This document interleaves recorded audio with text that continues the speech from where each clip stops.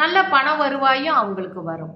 இதில் அவங்களுக்கு இன்னும் லக்னாதிபதியின் ஆதரவு, 10ஆம் வீட்டு அதிபதி நல்ல சிறப்பாக இருப்பதும் இதெல்லாம் இருந்துச்சுன்னா நிச்சயமாக இவர்களுக்கு பண வருவாய் வந்து கொண்டே இருக்கும். எப்பவுமே ஒரு கிரகத்துக்கு முன்னுக்கும் பின்னுக்கும் கிரகங்கள் இருப்பது வந்து வர முடியும், சமாளிக்க முடியும். சரிங்களா? இதெல்லாம் சேர்த்து தான் நம்ம குறிப்பாக இந்த மாதிரி சொல்லியிருந்தாலும் இந்த மாதிரி கிரகங்களின் இணைவு, இந்த மாதிரி கிரகங்களினோட தொடர்பெல்லாம் வச்சு நம்ம யோகங்களை பற்றி பேசினாலும் கூட ஒருத்தருடைய ஜாதகத்திலே அவர்களுடைய மற்ற கிரகங்களுடைய வேலைகளும் இருக்குது, அதையே நம்ம கவனிச்சுக்கணும். ஸோ இந்த அமைப்பு உள்ளவர்கள் உங்களுடைய ஃபேவரட்டான ஜோதிடரை அணுகி நீங்கள் இந்த விவரங்களை தெரிந்து கொள்ளுங்கள்.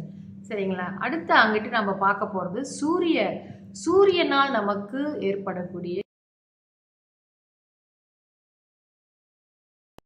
அனைவருக்கும் என் இனிய காலை வணக்கங்கள். என்னுடைய பதிவுகளை தொடர்ந்து கேட்டு வரும் அனைவருக்கும் என்னுடைய மனமார்ந்த நன்றிகளை தெரிவித்துக் கொள்கிறேன். இன்றைய பஞ்சாங்கம் பார்ப்போம். இன்றைய தேதி 21ஆம் தேதி 12ஆம் மாதம் 2025 ஞாயிற்றுக்கிழமை, தமிழ் மாதம் மார்கழி. இன்றைய சூரிய உதயம் 7:16க்கு, சூரிய அஸ்தமனம் 7:05க்கு. இன்றைய திதி வளர்பிறை பிரதமை திதி முடியும் நேரம் இன்று காலை 11:41க்கு. அதன் பிறகு துவிதியை ஆரம்பமாகும். இன்றைய நட்சத்திரம் பூராடம் நட்சத்திரம். ஆங்கில தேதி முறைப்படி 22ஆம் தேதி அதிகாலை 6:06க்கு முடிவடைந்து உத்திராடம் ஆரம்பமாகும். இன்றைய யோகம் முதலில் சித்த யோகம், பிறகு அமிர்த யோகமாக வருகிறது. நல்ல நேரம் காலை 8:14 11:12 வரை. அதன் பிறகு மத்தியான வேளையில் 3:08 4:08 வரை. ராகுகால நேரம் மாலை 5:36 7:05 வரை. யமகண்ட நேரம் மதியம் 1:10 2:39 வரை. குளிகன் மாலை 4:08 5:36 வரை. சந்திராஸ்தம ராசி இன்று ரிஷபராசி அன்பர்களுக்கு சந்திராஸ்தமம் இவர்களுக்கு நாளை, அதாவது 21ஆம் தேதி மதியம் 12:37க்கு முடிவடையும். இன்றைய விசேஷம் சந்திர தரிசனம் மற்றும் கரிநாளும் கூட. இன்றைய ராசி பலன் பார்ப்போம். மேஷராசிக்கு சாந்தம், ரிஷபராசிக்கு பொறுமை, மிதுன ராசிக்கு ஈகை, கடகராசிக்கு போட்டி, சிம்ம ராசிக்கு வெற்றி, கன்னி ராசிக்கு வரவு, துலாம் ராசிக்கு சினம், விருச்சக ராசிக்கு முயற்சி, தனுசு ராசிக்கு மேன்மை, மகர ராசிக்கு விருப்பம், கும்ப ராசிக்கு மறதி, மீன ராசிக்கு தனம். நம்ம தொடர்ந்து இந்த யோகங்களை பற்றி பார்த்துக்கிட்டு வரோம் இல்லையா? அந்த வகையில் இன்று நம்ம பார்க்குற யோகம் என்ன என்றால் சகட யோகம். சகட யோகம் என்றால் சந்திரனுக்கு குரு 8 அல்லது 12 இருப்பது.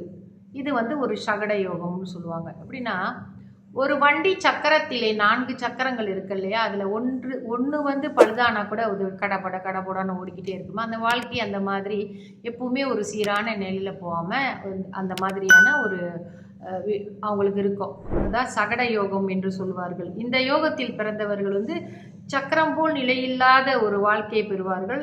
சதா கஷ்டங்களும் ஏற்படும். ஸோ இந்த மாதிரி ஒரு கஷ்டமான அமைப்பு உள்ளது கூட ஒரு யோகம் என்று தான் நீங்கள் கூறப்பட்டிருக்கு. அதுவும் இந்த யோகங்கள் இதில் தான் சேர்த்துருக்கிறாங்க.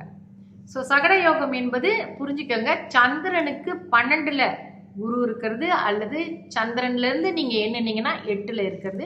எப்பவுமே ஒரு நிலையில்லாத ஒரு சங்கடமான சூழ்நிலைகள் ஏற்படும்னு இருக்குது.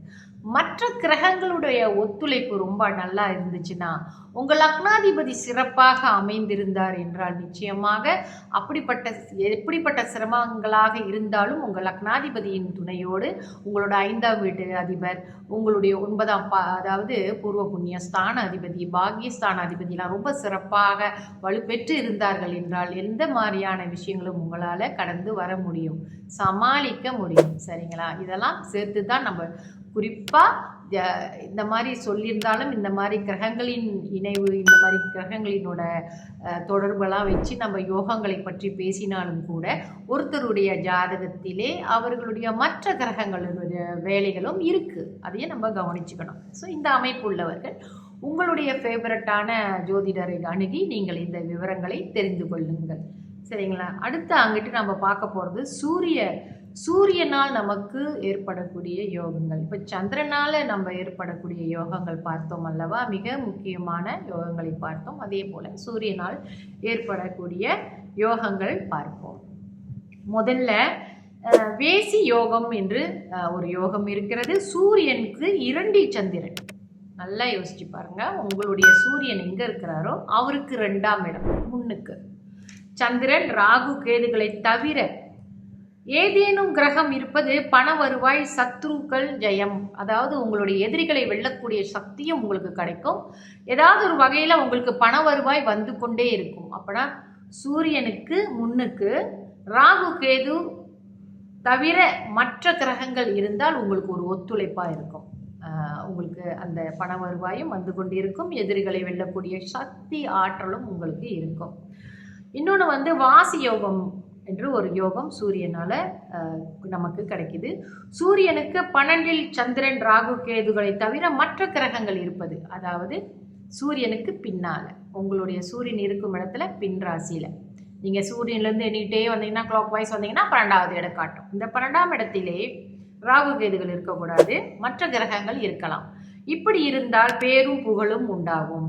நீங்கள் ஏதாவது ஒரு விஷயத்தில் சாதனை படைக்கணும்னு நினச்சிங்கன்னா உங்களுக்கு ஒரு புகழ் வந்து சேரும், நல்ல பேர் உங்களுக்கு கிடைக்கும். ஸோ இந்த அமைப்பு இருக்குதுன்னு பார்த்தீங்கன்னா நிச்சயமாக நீங்கள் எடுக்கிற சில விஷயங்களை ரொம்ப மன உறுதியோடு நீங்கள் போராடி ஒரு விஷயத்தில் ஜெயிச்சிங்கன்னா நிச்சயமாக உங்களுக்கு பேரும் புகழும் கிடைக்கும். மற்றபடி இன்னொரு யோகம் சூரியனால் கிடைக்கிது நமக்கு. சுப உபயசாரி யோகம் என்று இருக்கு. சூரியனுக்கு இரு பக்கங்களிலுமே, அதாவது சூரியன் இருக்கும் ராசி இருக்குல்லவா, முன்னுக்கும் பின்னுக்கும் இதில் கிரகங்கள் இருப்பது நல்ல பண வரவாய், பேரும் புகழும் உண்டாகும். இங்கே அவங்க எந்த கிரகம் இருக்குன்னு குறிப்பிடலை. சூரியனுக்கு முன்னுக்கும் பின்னுக்கும் பொதுவாக நம்ம ராகு கேதுகள் அங்கே இருக்கிறத நம்ம எடுத்துக்க மாட்டோம். மற்ற கிரகங்கள் சூரியனுக்கு முன்னுக்கு யாராக வேண்டுமானாலும் இருக்கலாம். குரு, சந்திரனும் முன்னுக்கு சந்திரன், சுக்கிரன், இந்த மாதிரி கிரகங்கள் முன்னும் பின்னும் இருப்பது அவங்களுக்கு தொடர்ந்து ஒரு பேரும் புகழும் உண்டாகிறதுக்கான வாய்ப்பும் நல்ல பண வருவாயும் அவங்களுக்கு வரும். இதில் அவங்களுக்கு இன்னும் லக்னாதிபதியின் ஆதரவு, 10ஆம் வீட்டு அதிபதி நல்ல சிறப்பாக இருப்பதும் இதெல்லாம் இருந்துச்சுன்னா நிச்சயமாக இவர்களுக்கு பண வருவாய் வந்து கொண்டே இருக்கும். எப்பவுமே ஒரு கிரகத்துக்கு முன்னுக்கும் பின்னுக்கும் கிரகங்கள் இருப்பது ஒரு சப்போர்ட் தான். இப்போ நம்மளுக்கு ஒரு ஒத்துழைப்பு இருந்துக்கிட்டே இருக்கும். மனிதர்களாலோ அல்லது தெய்வ அனுகிரகங்களாலோ நமக்கு வந்துக்கிட்டே இருக்கும். தொடர்ந்து இன்னும் சில பஞ்ச மகாபுருஷ யோகங்கள்னு இருக்குது. அது கொஞ்சம் நம்ம பார்ப்போம், தொடர்ந்து பார்த்துட்டு வருவோம். தொடர்ந்து என்னுடன் இணைந்திருங்கள். நன்றி, வணக்கம்.